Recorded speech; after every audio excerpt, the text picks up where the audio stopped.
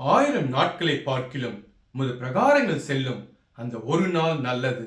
ஆகாமிய கூடாரங்கள் வாசமா இருப்பதை பார்க்கிலும் என் தேவனுடைய ஆலயத்தின் வாசப்படியில் காத்திருப்பதையே நான் தெரிந்து கொள்ளுவேன்.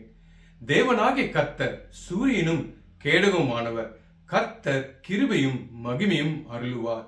உத்தமமாய் நடப்பவர்களுக்கு நன்மையை வழங்காதிரார். சேனைகள் கர்த்தாவே, உமக்கு காத்திருக்கிற அனைவரும் பாக்கியவான்கள்.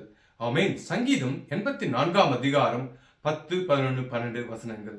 ஜீவனுள்ள வார்த்தைகள். பிரியமானவர்களே, 1000 நாட்களை பார்க்கிலும் உமது பிரகாரங்கள் செல்லும் அந்த ஒரு நாள் நல்லது.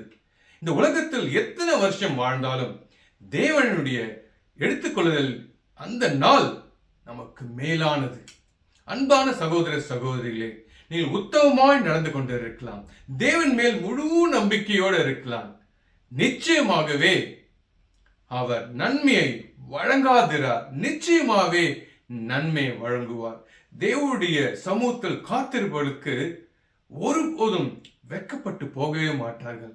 எல்லா சூழ்நிலை நெருக்கம் இருக்கலாம், பாடுகள் இருக்கலாம், துக்கம் இருக்கலாம், கலக்கம் இருக்கலாம், வியாதிகள் இருக்கலாம், பிரிவினை இருக்கலாம், போராட்டங்கள் இருக்கலாம், துன்பம் இருக்கலாம், அவமானம் இருக்கலாம், நிந்தை இருக்கலாம்.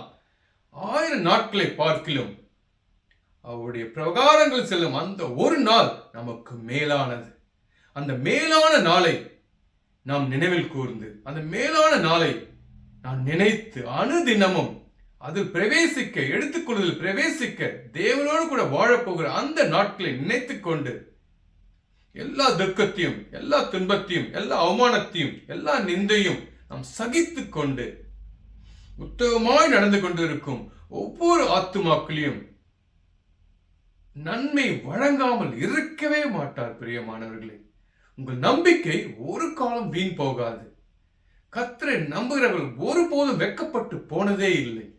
அதனால் தேவ சமூகத்தில் காத்திருக்க உங்களுக்கு நன்மை நிச்சயம் தேவன் வழங்குவார். கலங்காதிருப்போமாக. ஆமென்.